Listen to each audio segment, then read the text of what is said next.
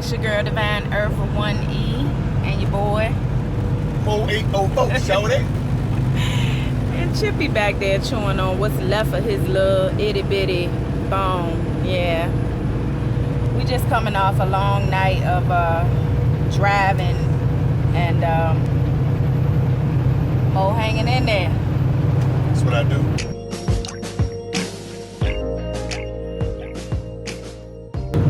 I just wanted to come in here and share a few thoughts with y'all. I am about 185 miles away from my destination. I'm going to Fort Worth, Texas. And I just woke up a little while ago. Maybe been up about an hour from, I drove late last night and then Mo stepped in and took the other part of it. So now I'm finishing up these miles. I think this load might have been about 1,000, little over 1,000 miles. So I thought I'd just come in here and share with y'all some thoughts that I had. Just some thoughts that I had. I hope everybody's day is going good, and as y'all can see, it's a really nice day here in Texas. So I thought this would be pretty cool to just come in here and talk with y'all. Yesterday actually meant a lot to me because yesterday was the anniversary for my salon. Now, those of you that do know a little bit of my background, or you know what I'm talking about, but those of you who don't, before I became a team trucker, I actually had a salon that I had for a few years, and I closed my salon right before it was time for me to go to school for trucking. And I went out on the road with my husband, Mo 804, just in case y'all didn't know, those of you who don't know, and got my CDL, and we became team truckers, and now we travel everywhere over the road. But having my salon was a huge thing for me because I had wanted to own a salon since I was 15 years old. I have been doing hair since I was 15. I'm 42 now, and I've always wanted to have my own salon, so it was a huge accomplishment for me, and it was something that I really wanted to do, and it was and is still my passion. Yesterday when I was talking to a good friend of mine, actually she's like a sister to me, and just a little background knowledge, she was one of the stylists that stepped out with me when I first opened my salon, and she had just called me and was just so happy about our anniversary, you know, our 7th year anniversary. And I didn't even remember because I had so many things on my mind. I didn't even think about the fact that yesterday was my anniversary of when I opened my first business. So it was like, okay, dang, where was my mind at? But I say this to say that I wanted to share this, and this is the topic for my video, and that is that failure is not a setback. It is a setup. I'm gonna say that one more time. Failure is not a setback. It is a setup. Now, I opened my salon in 2012, and Mo came in and did all of the renovations, the painting, and all the different things we needed to do, the flooring, and he made sure everything about the salon as far as the interior, exterior, and things of that nature, all the electronics, different things that needed to be done in the shop were done, with the stations being put up. I mean, he came in and did his thing. And we started a business, and I had a plan for how I wanted my business to be. And when it did not go that way,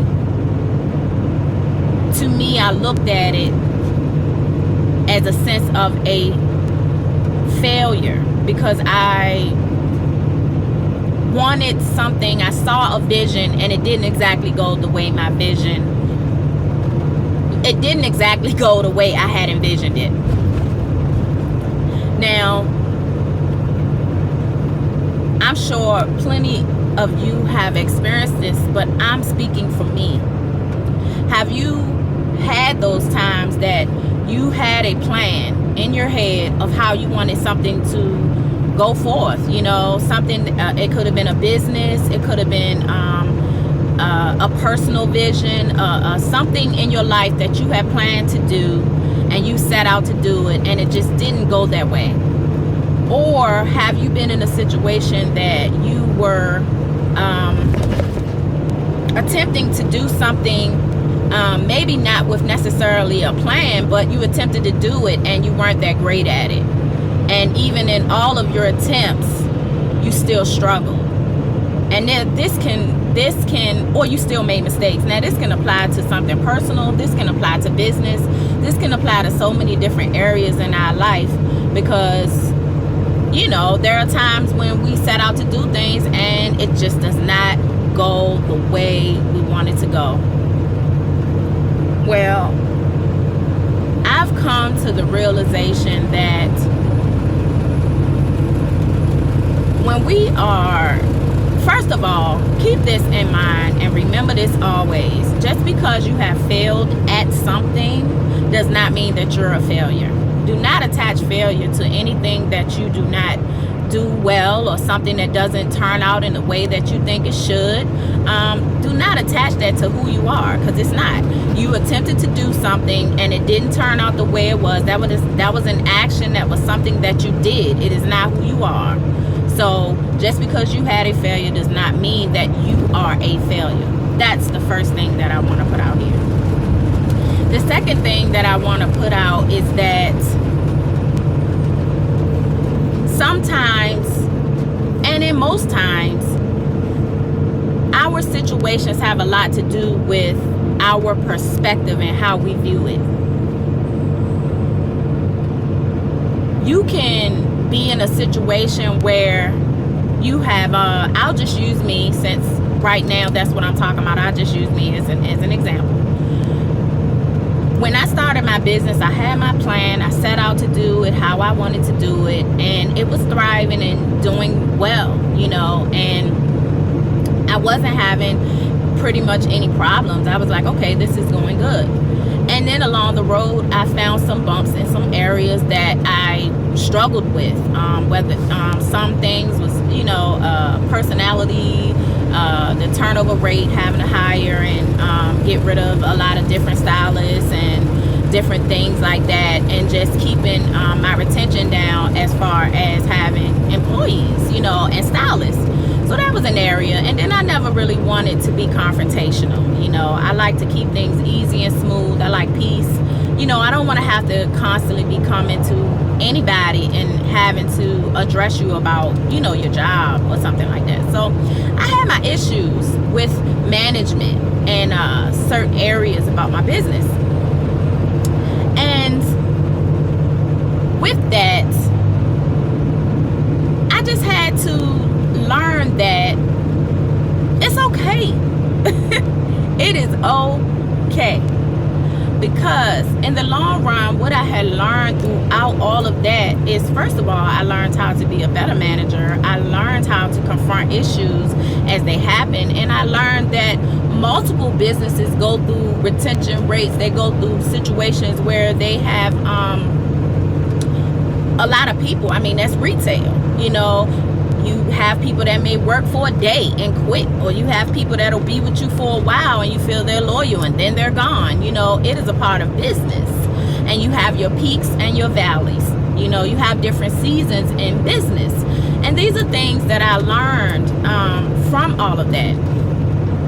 The day I closed my shop and I stepped out to do something else, you know, I had to realize that there are people that God specifically chose and used in my business to be a part of what I was doing. Some of those people were some of the people that helped branch the business. Some of the people were some who came along to keep the business afloat, and some were people who didn't stay very long, but they came and filled in spaces and helped keep revenue, in our business at the time. And there were also people that was able to branch off and start their own businesses. There were people who were able to put food on the table for their families while they were there. Some people were able to get on their feet while they were there. So many people were able to move forward in their life while the doors were open at the salon. So I came to terms with the fact that a lot of times when we're looking at our situations and we're thinking, oh, I'm not doing this right, or this didn't go the way I wanted to go, or, all of these different things.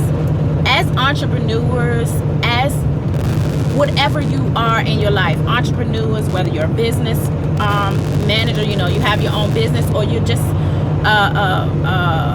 living your life day to day, whatever your circumstances is, there are people around you that are benefiting from the things that you endeavor to do. They are learning. They're learning what to do by the things that you are doing, that you're accomplishing, and the things that you're very good at. People learn what to do. Some people will learn what not to do by your mistakes. And you, most of all, will learn that. Failures come to set you up for the next best thing. And oftentimes it could be in that same field. Like you could get to a point where you learn how to do what you were doing even better, or it could be a situation where you have learned skills and things from that situation that you can take on in your life to the next situation. It's just about perspective, how you look at things. And I was reminded by that by a really good friend, and I just felt like I wanted to come on here and share that, because I do know that oftentimes we strive so hard to be whatever we have in our mind, what we consider successful, when ultimately success is about setting goals and achieving them. That is success. No matter how you look at it, that is success. But I am aware that everybody has a different view of what success is for them. It could be money. It could be material things. It could be titles.